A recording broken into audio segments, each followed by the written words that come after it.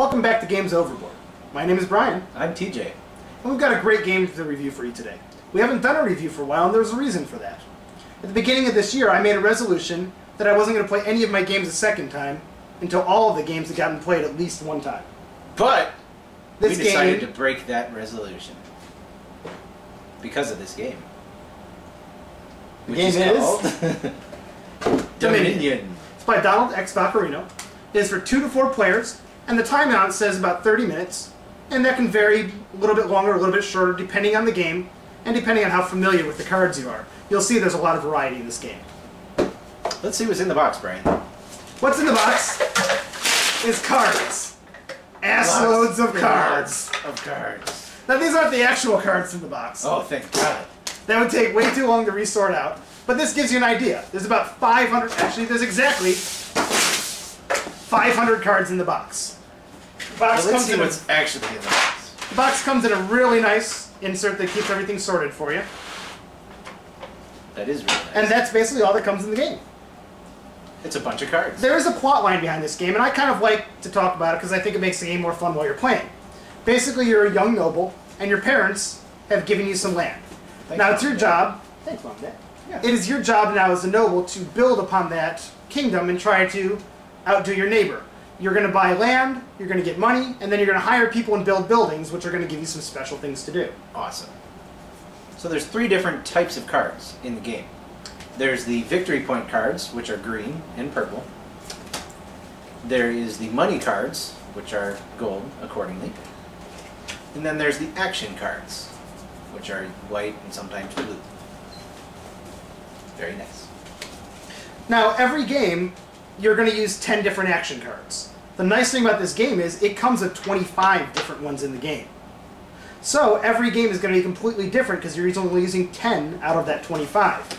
The game comes with that 1 extra of every action card, so you can make a deck to randomly select which ones you're going to use every game. The dynamic of every game is completely different. Completely. What do you start the game with? I'll tell you what you start the game with. To start the game, you get 7 gold cards that are called copper, they're worth 1, and 3 green cards, also worth 1. This is what your parents left you. So you get some money and some land. This is your deck to start the game. As you go on, you're going to be building up your deck with the other cards in the game. So you start the game by shuffling your deck and drawing 5 cards to start with. Alright, I'll do that.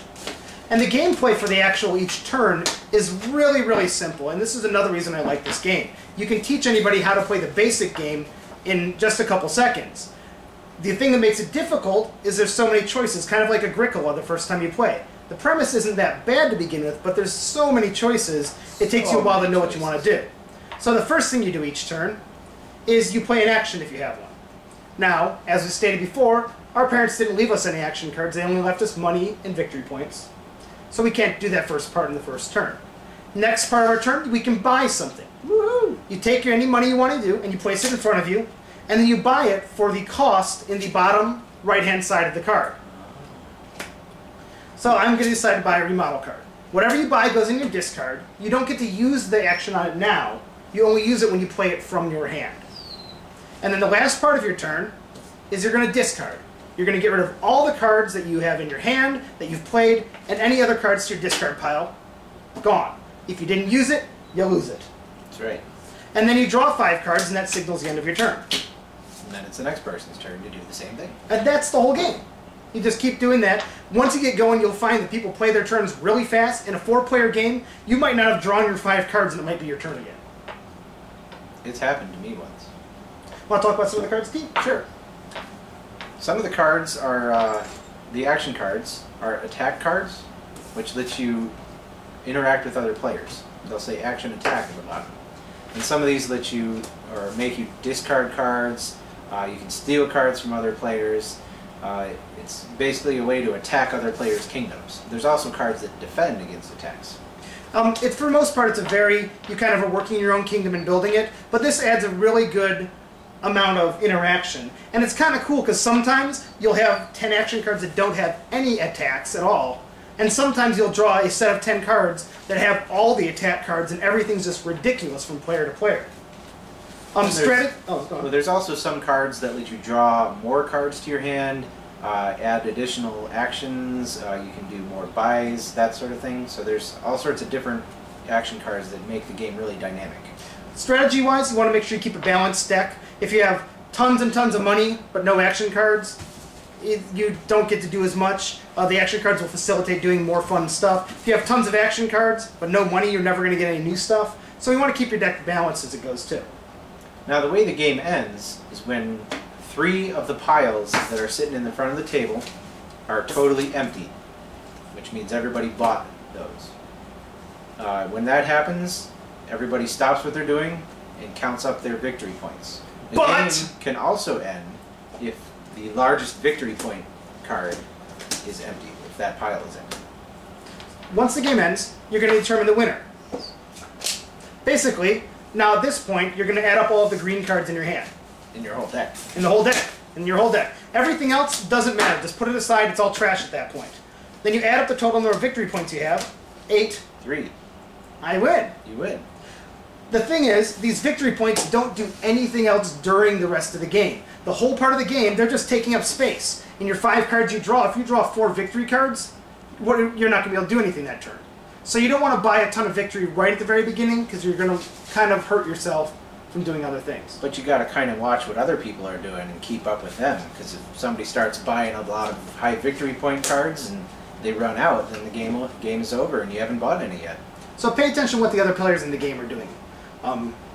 Pros and cons. The very few cons, I think this game is great. I think it's well balanced. I think there's so much variety. It's great. It caters to a large variety of audiences. Everything from my 17-year-old sister-in-law to my mother-in-law love this game, and they loved it the first time they played it. They wanted to keep playing it over and over again. It is very addicting.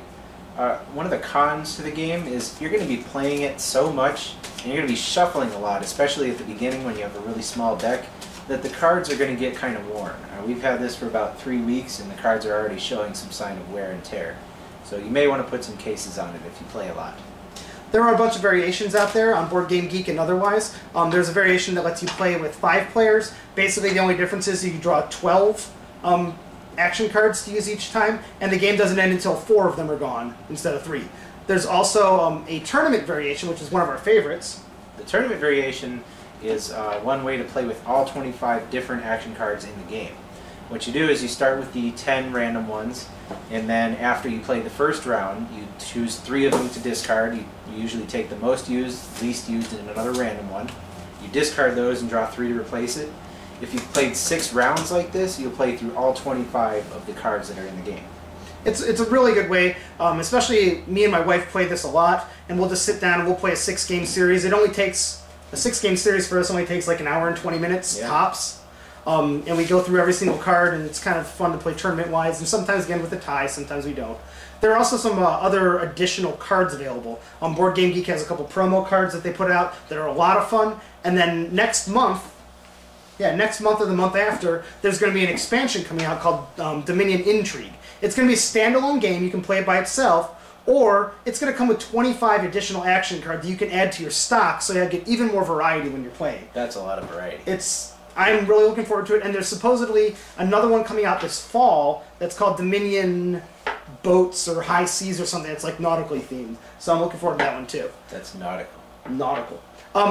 For more information and more video reviews, go to www.gamesoverboard.com for more of me and TJ and all of our other cohorts. We've done a big overview of the site, so come check us out. For more information about other board games, BoardGameGeek.com. One of the best online resources for any of them. We hope you enjoyed our review. If you have suggestions for other games, please contact us on our website and let us know what game you'd like to see us review. And if you have a game you want to give us, we'll definitely review it. We'll take it. See you next time. See you next time.